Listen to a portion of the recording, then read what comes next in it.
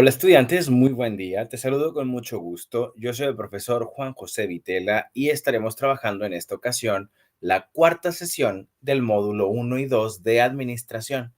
Vamos a trabajar en lo específico el día de hoy, en esta cápsula, teorías modernas de administración.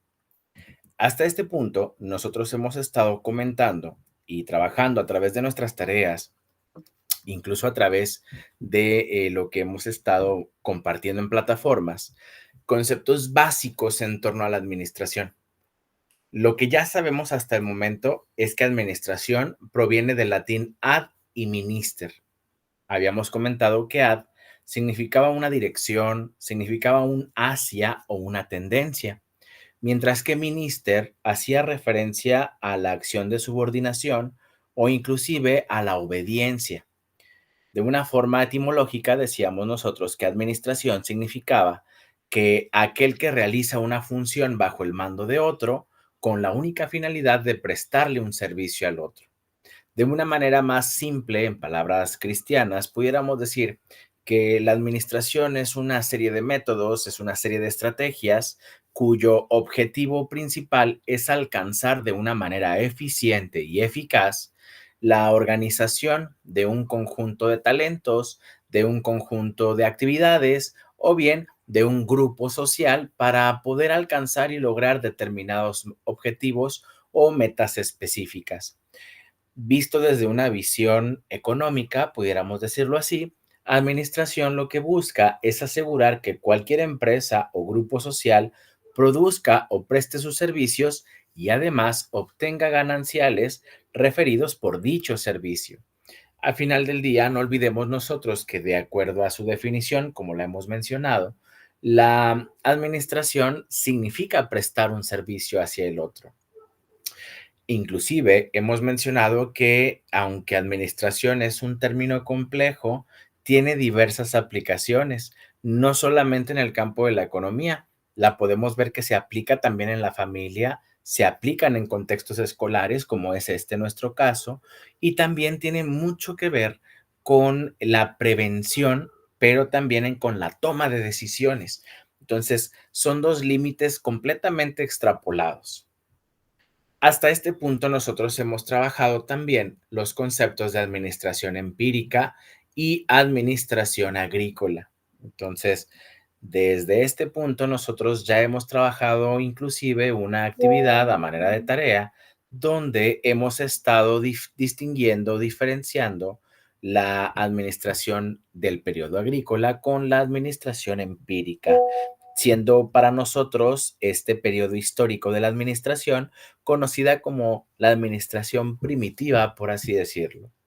Y aquí nuevamente vemos reflejado una de las formas donde la administración se sale del molde de la economía, se sale del molde de las empresas para hablarnos de cómo la vida en sociedad se encontraba ligada desde sus orígenes primitivos a la administración misma. Posteriormente, ya con conocimiento, ya con una cultura establecida, con la aparición de la escritura, empezamos a ver evoluciones en el aspecto de la administración, al grado de que se volvió una piedra angular en la forma en la que se administraban los recursos, pero también además la forma en la cual las personas hacían cada vez más grande, hacían cada vez más fuerte una civilización. Pero bueno, por aquí vamos a dejar este capítulo. Es momento de que nosotros hagamos esta transición a la siguiente unidad y veamos teorías modernas de administración, que dicho sea de paso, para este punto no nos tiene por qué sonar para nada extraño que la administración se encuentre presente en diversos campos de la actividad humana. Como ya lo vimos, puede servirnos en el ámbito escolar, puede también inclusive servirnos en el ámbito de la familia.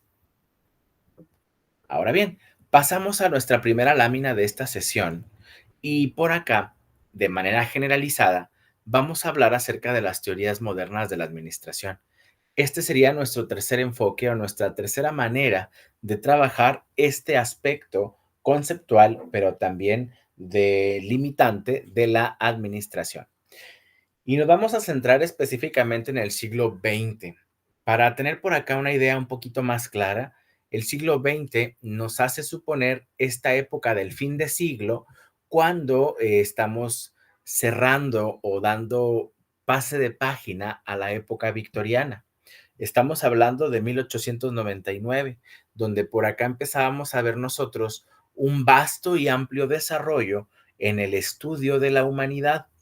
Y ojo, no me malinterpretes, este sentimiento del fin de cicle era una perspectiva nueva, era casi casi como una segunda ilustración, si lo vemos desde el punto de vista histórico, donde el hombre deja de ser un tema de conversación para convertirse, y va a sonar horrible lo que te voy a decir, en un objeto de estudio.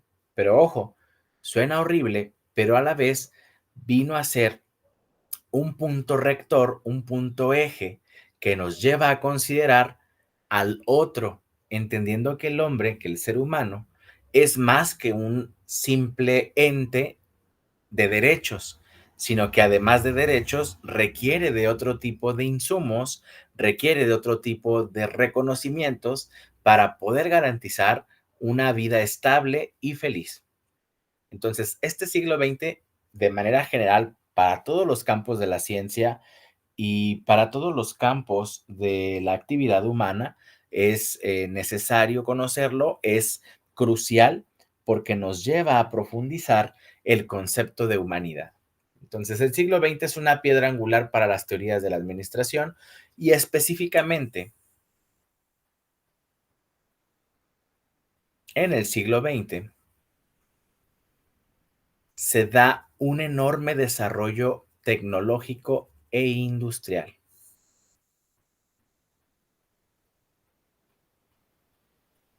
De esta manera, pudiéramos decir que la administración ya se centra o ya pasa a formar parte de esta fundamentalidad, de esta base principal para la creación de negocios o para la creación de empresas. Entonces, gracias a esta consideración, nosotros en el siglo XX pudiéramos afirmar que se da también la consolidación de la administración como una ciencia. Y aquí también hacemos un ajuste de tuerca. En este ajuste de tuerca redefinimos nuevamente el concepto de administración, entendiendo que la administración, dicho de este modo, es un conjunto de sistemas, en lo específico de reglas. ¿Qué es lo que buscan lograr este conjunto de sistemas de reglas? Lograr la máxima eficiencia en las formas de estructura sobre las cuales, pudiéramos decirlo así, se implementa. Y lo cierto es que nosotros empleamos administración inclusive para las actividades más comunes de nuestro día a día, como el planificar una fiesta o el establecer un presupuesto para hacer la compra de algún bien, adquirir algún servicio, o como lo estamos viviendo y experimentando en este momento. Nosotros que nos encontramos en un proceso de preparación, en un proyecto que futuro nos estaría dando también una elección profesional de carrera. Al momento de que la administración se consolida como ciencia, se da también un fenómeno que la lleva a enriquecer, la lleva a crecer horizontalmente. Este fenómeno o esta horizontalidad de la administración consiste en la aparición de numerosas escuelas que desde su punto, desde su perspectiva, empezaron a utilizar las bases de la administración para llevarla a ejecutar con máxima eficiencia actividades, alcances o áreas específicas que en conjunto le dan forma al grupo social o a la empresa. Y bueno, más adelantito, en las siguientes láminas, estaremos trabajando algunos fundamentos y principios. Una de estas escuelas de la administración correspondería a la llamada administración científica, donde vamos a ver cómo uno de sus principales autores empieza a analizar, vamos a decirlo así, el trabajo desde una perspectiva humanista, por un lado, pero por otra, desde una perspectiva, pudiéramos decirlo, fundamentada en un método que iba más allá de los intereses de la empresa o de los intereses del dueño de la empresa. Y bueno, ya por acá te he adelantado un poquito, pasamos entonces a nuestra siguiente lámina, donde estarías prácticamente visualizando a este autor del cual te hago referencia, que es Frederick Taylor. Mucho ojo, en esta cápsula, en esta lámina, empezamos a hablar de la llamada administración científica.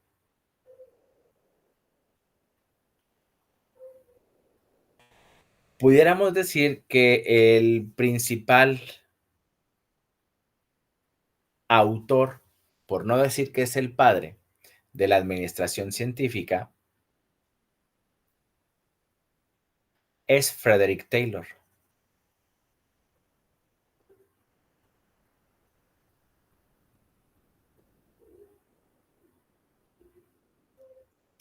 Posterior a Taylor, empezarían a surgir autores que estarían aportando datos específicos a esta rama o a esta forma de la administración.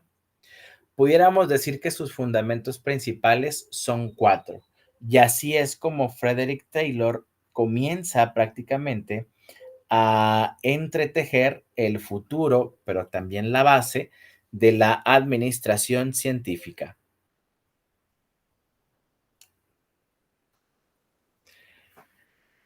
Uno de sus fundamentos o principios iniciales tiene que ver con los intereses del patrón, pero también del colaborador o del obrero en este caso.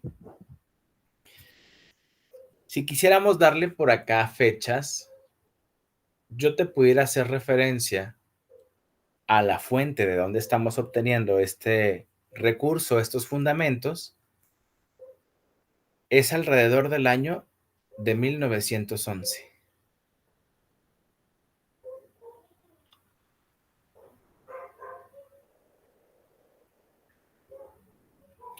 Y básicamente,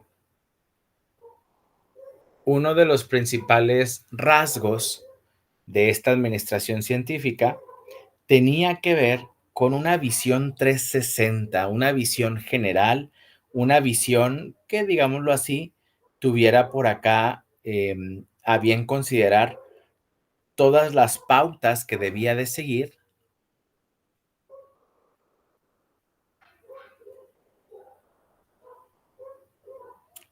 cualquier grupo social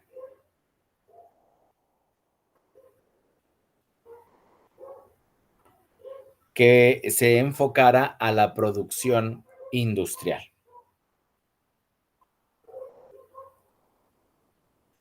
Entonces, en 1911 pudiéramos hablar nosotros de estas pautas de la producción industrial, o bien también pudiéramos llamarlas pautas de la actividad industrial empresarial.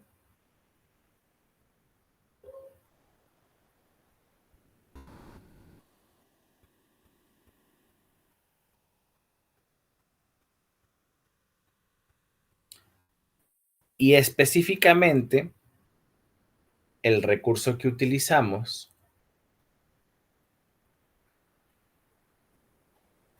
se llama principios de administración científica. Entonces, esto lo voy a poner aquí con letra sistema, aprovechando.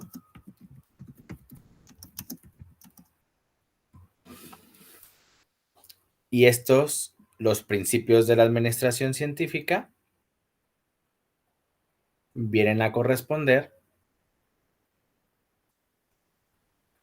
a esta monografía, a este libro de 1911 de Frederick Taylor.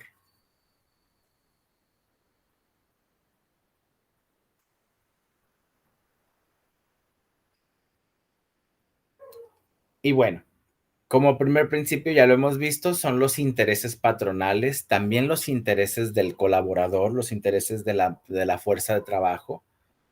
También uno de los fundamentos que estas pautas de la actividad empresarial postula son la limitación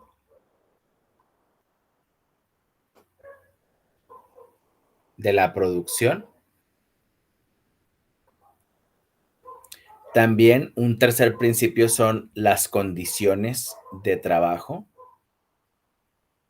pero sobre todo la organización.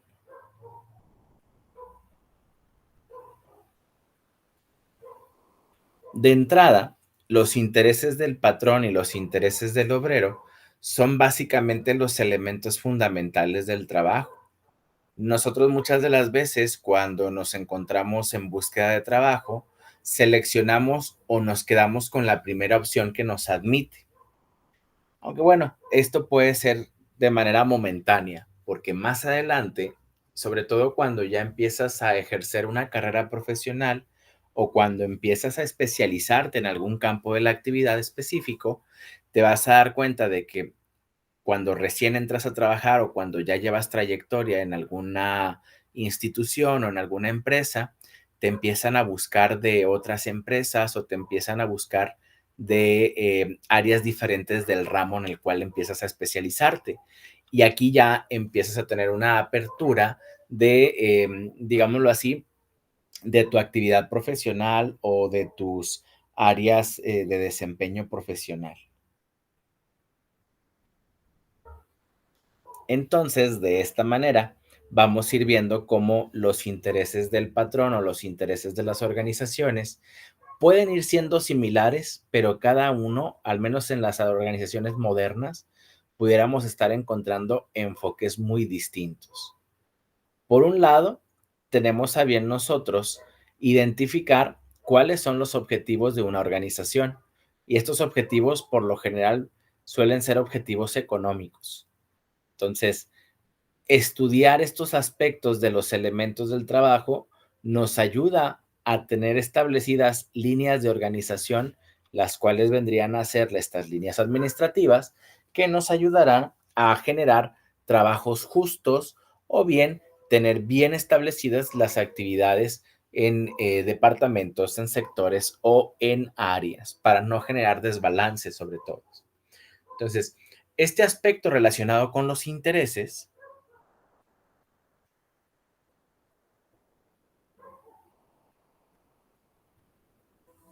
de manera específica, pudiéramos relacionarlos como que los intereses están presentes en cada elemento del trabajo.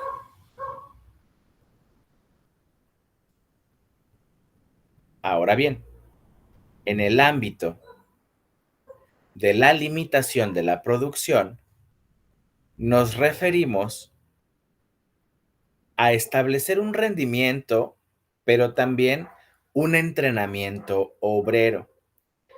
Que dicho sea de paso, te comento que muchas empresas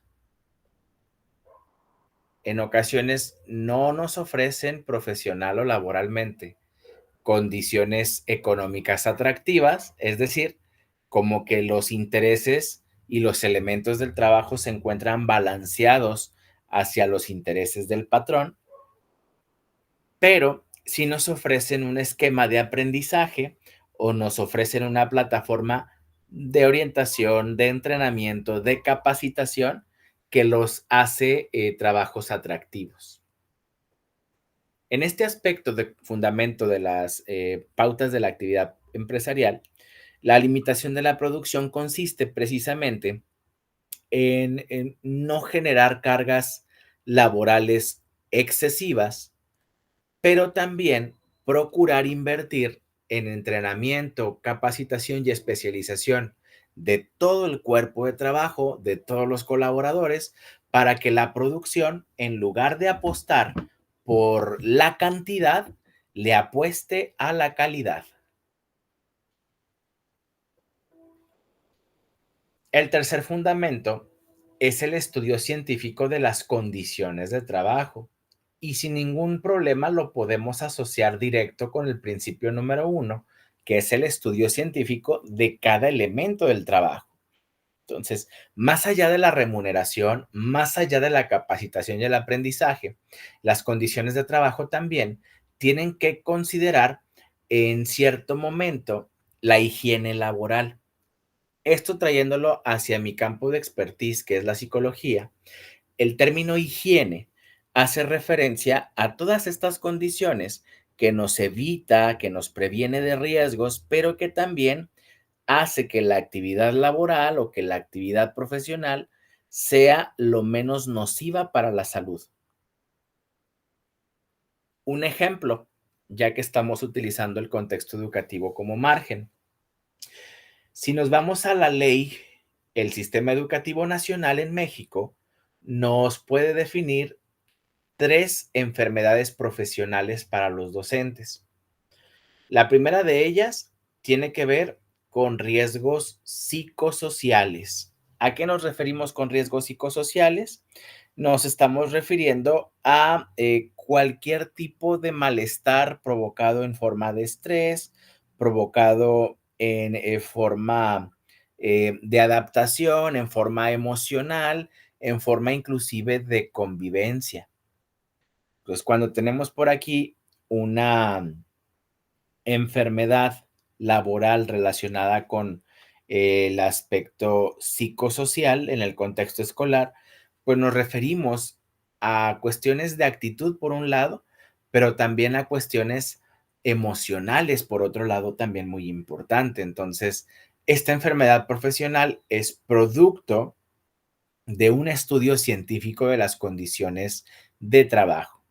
Otro ejemplo, una segunda forma de enfermedad profesional en el maestro, de acuerdo al Sistema Educativo Nacional.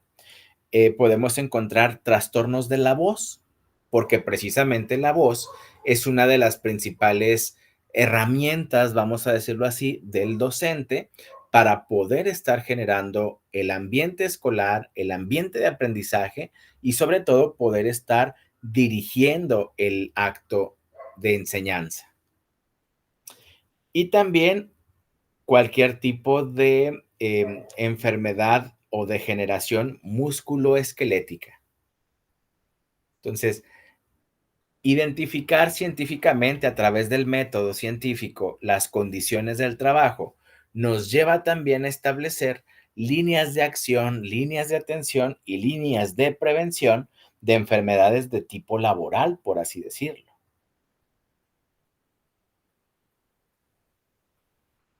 Ahora, regresando aquí a la lámina, el estudio científico de las condiciones de trabajo básicamente son el principio del fundamento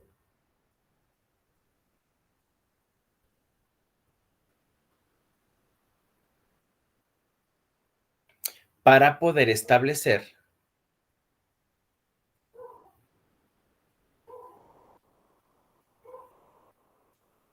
líneas entre las administraciones y los trabajadores que componen los diferentes departamentos. Y por último, pero no menos importante, el aspecto relacionado con la organización. Pero esta organización, de acuerdo con Frederick Taylor, no es el simple hecho de tener un control estricto del personal o estricto de las labores y funciones de la empresa o departamento. Realmente por acá lo vamos a estar viendo de manera explícita, de manera específica, en la división del trabajo y la llamada también responsabilidad compartida. Esta responsabilidad recaerá entre la administración y los obreros. En algún punto, un poquito más adelante, conforme vayamos avanzando en estas sesiones de este módulo, estaremos viendo algunos aspectos relacionados con las áreas funcionales de una empresa cuáles son los objetivos de cada área funcional y cómo a la vez estas áreas funcionales cooperan entre sí para poder establecer líneas de eficiencia. Pero Taylor es solamente el principio de lo que sería la administración científica. Nos habla de una planeación prudente, nos habla de una planeación basada en un método y que además este método no solamente nos permitiera, pues digámoslo así, estar estableciendo o estar sugiriendo o estar orientando el trabajo y el proceder de una empresa, sino más bien basar los procesos productivos en la división del trabajo, en la especialización del trabajador y apostar por una producción que permitiera maximizar la mano de obra y la productividad. Un ejemplo de este fundamento que tenemos en el punto B, que es la limitación de la producción, es esta imagen que tenemos de la fábrica de autos Ford. Esta fábrica de Ford empezó a implementar, basada en la administración científica, estas líneas de producción, donde teníamos un obrero especializado en un punto específico del ensamble, después de otros obreros especializados en detalles, en calidad e inclusive en prevención o reparación. Entonces, esta limitación de la producción era variar los procesos productivos, no saturar al trabajador, sino más bien buscar alternativas que permitieran que el trabajador se expresara de la mejor manera laboralmente hablando, pero también sintiera una responsabilidad compartida, porque lo que está pasando en esta línea de producción es responsabilidad de toda la línea, no nada más del trabajador uno ni del trabajador 5. O sea, todos nos encontramos de cierta manera lazados, precisamente por la forma en que producimos en línea.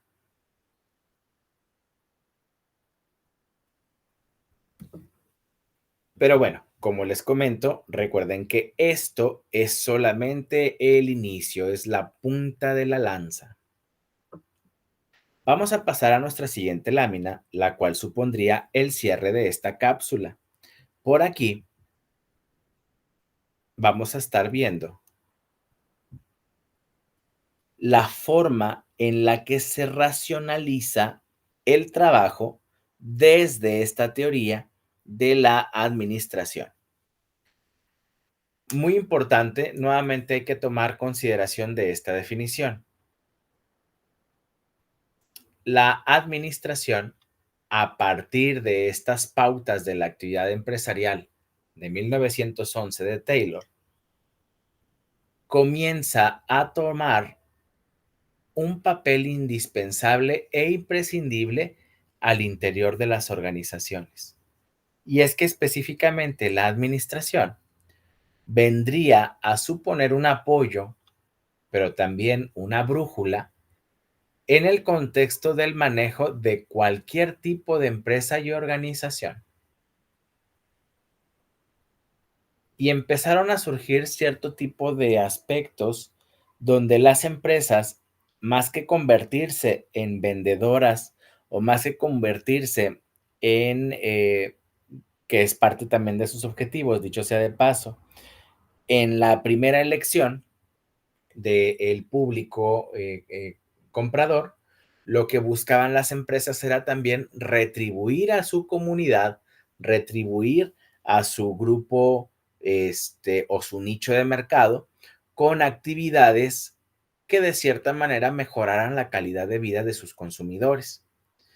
Y aquí vamos a empezar a escuchar un poco acerca de las empresas socialmente responsables, las cuales buscan establecer y generan programas de cierta manera auspiciados por las mismas empresas para regresar a la comunidad mucho de lo que han obtenido gracias a su mano laboral, gracias también a su preferencia en el mercado.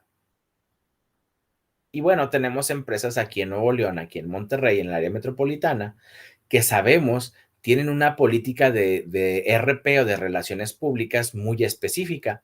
Tal es el caso de Ternium con sus escuelas de especialización, La Roca es una de ellas, precisamente, donde empiezan a buscar talento y los empiezan a capacitar para que puedan el día de mañana tener una oportunidad laboral dentro de la planta, pero con un proceso de capacitación, de especialización, llevado a cabo dentro de estas escuelas que ellos han establecido.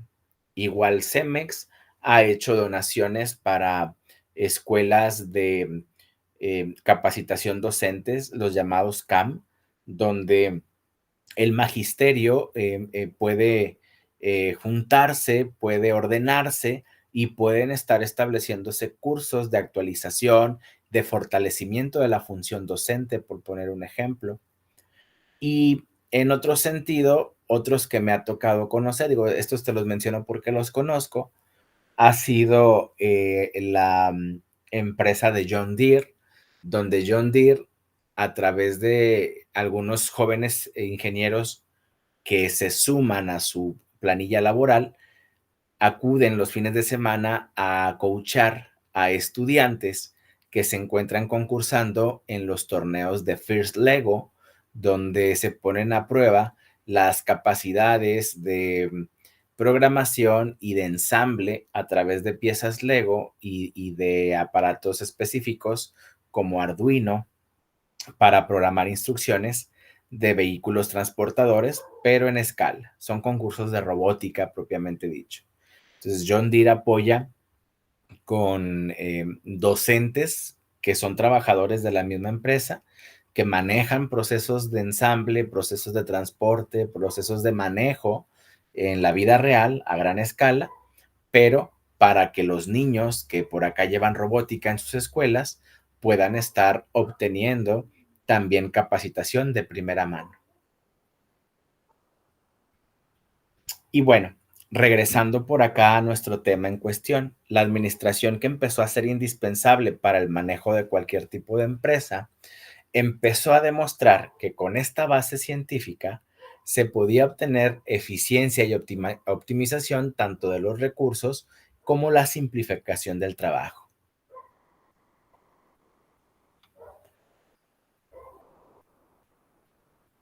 Para esto, desde esta visión, la administración entonces se centra en la tarea, de modo que la administración en el aspecto del manejo de la empresa se volvería específica hacia la labor del trabajador, hacia la labor del empleado. Dicho de otra manera, a través de la administración se aseguraba de que el trabajador conociera lo que se debe hacer, el cómo se debe de hacer y cuándo debe de hacerse. Entonces, si debiéramos nosotros de repente citar o mencionar aspectos de la administración científica que la llevan a ser trascendental a lo largo de la historia, era la obtención de eficiencia, la optimización de recursos y la simplificación de los procesos de trabajo. Mucho, mucho ojo. Aquí podríamos mencionar estos tres: obtención de la eficiencia, optimización de los recursos y como número tres, simplificación del trabajo.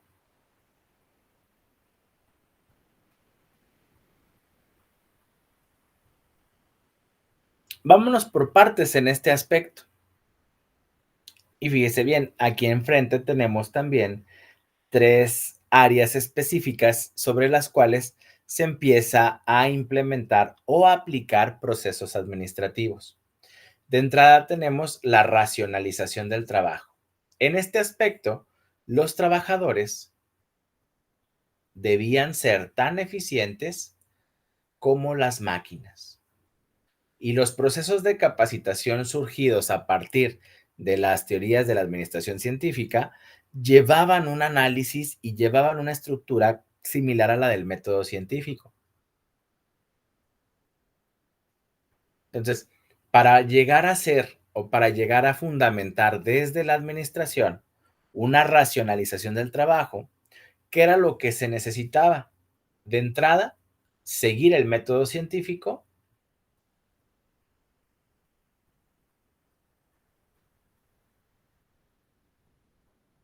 para, de manera específica,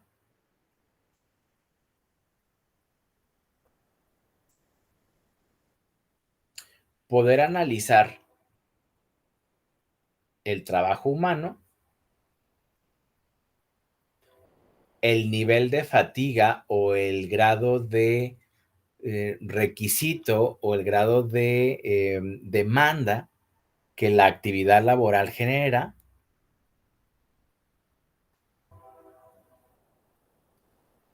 crear cargos y tareas específicos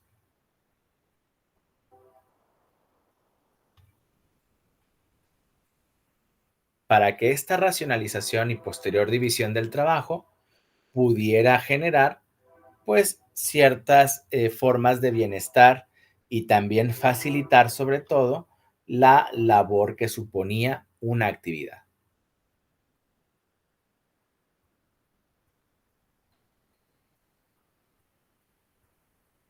Bien, en este punto estamos hablando de la racionalización del trabajo. ¿Cómo se racionaliza? Bueno, a través del método científico, bajo la necesidad de que los trabajadores debían de ser tan eficientes como las máquinas. No es nada más de que yo divida el trabajo por dividir. Para poderlo estar haciendo de una manera correcta, conviene analizar el trabajo. Cuando hacemos un análisis, ¿qué es lo que hacemos? Algo final, algo total, lo dividimos en partes o lo dividimos en momentos. Entonces, a partir de se generaban, digámoslo así, las tareas específicas que cada línea de producción pudiera estar elaborando. El segundo punto sería la división técnica del trabajo, también conocida como la técnica y especialización. Si nos regresamos nuevamente a los principios de Taylor, por acá vemos cómo Taylor hace una reestructuración de los procesos industriales. Por acá, esta reestructura que hace Taylor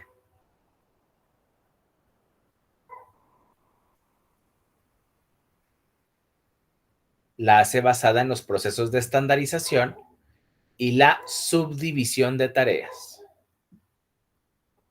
Estandarización en el entendido de que para producir una misma pieza, pues esta pieza, en lugar de que una sola persona la estuviera elaborando, se podía dividir el trabajo en líneas, de modo que se generaran más de una pieza en una sola línea de trabajo. Y mejor aún, porque si este rendimiento lo repartes entre más líneas de trabajo, más líneas de ensamble, pues esto haría que tuvieras una producción mucho mayor con menor, digámoslo así, demanda o menor fatiga del trabajador, pero también a través de una producción estandarizada, pasando de una pieza a, digámoslo así, 10 piezas en una semana laboral. Entonces, esta estandarización que era, ¿cómo puedo lograr yo hacer en lugar de una puerta de coche, en el caso del ejemplo de Ford, hacer 10 puertas de coche? Ah, bueno, a través del conocimiento de qué es lo que se necesita hacer para generar una puerta, pues establecemos las líneas de trabajo, tenemos por aquí el apartado de los soldadores, luego el apartado de los detalladores, de los pulidores, de los de pintura, de los de calidad, y ahí pasa por todo el proceso a través de una misma línea.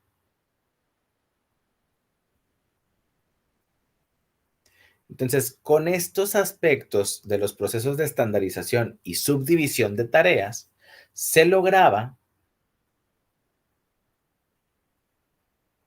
minimizar el tiempo y movimientos, provocando la especialización de la cadena de trabajo.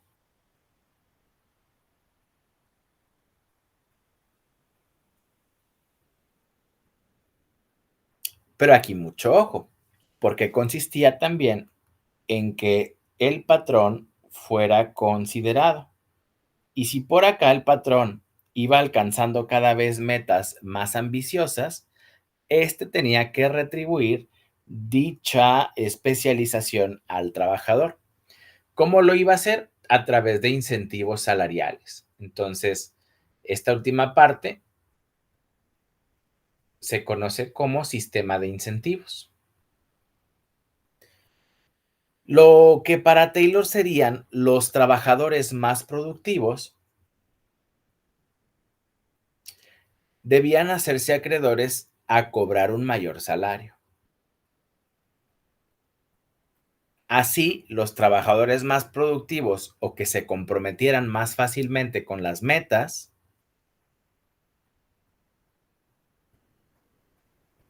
se incentivaba su productividad.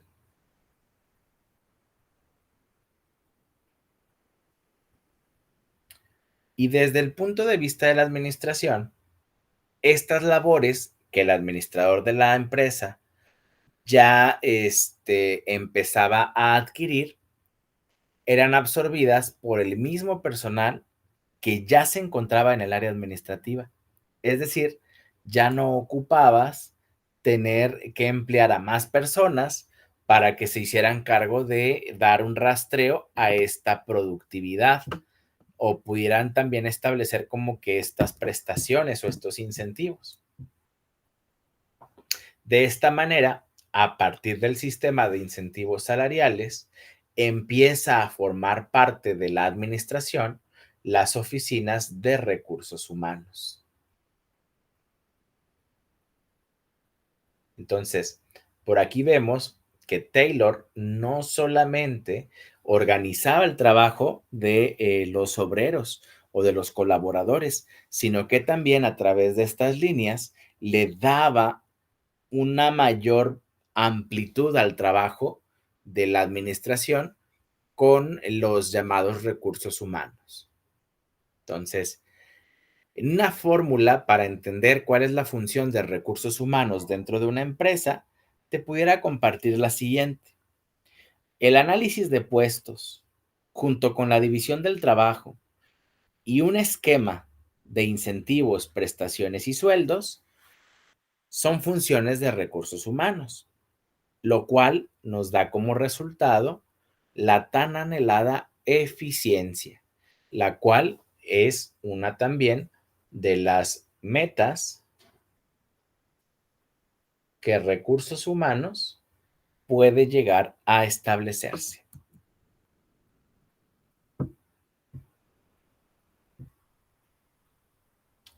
Muy bien, por acá nosotros estaríamos dando por concluida esta cápsula. Recuerda que en las plataformas donde hacemos la compartición de los esquemas, de lo que vamos por acá señalando, vamos a estar también enlazando un enlace a una cuenta de YouTube. Esta cuenta de YouTube estará también teniendo un resguardo de los videos y de las cápsulas que vamos generando. Y bueno, por lo pronto, cerramos esta cuarta cápsula donde nos hemos centrado de manera específica a hablar un poquito acerca de una de las principales teorías modernas de la administración, que es la teoría de la administración científica de Frederick Taylor. En futuras ocasiones seguiremos desmenuzando más teorías, pero por lo pronto aquí vamos a concluir con esta cápsula y de esta manera te pido estés también al pendiente de la plataforma para que puedas entregar en tiempo tus evidencias de trabajo, tus evidencias de apunte e ir asegurando el máximo puntaje de tu rendimiento. De esta manera concluimos. Yo quedo todavía al pendiente de ustedes en sus comentarios. en los mensajes que también me dejen dentro de la plataforma. Y bueno, nos vemos en la próxima ocasión.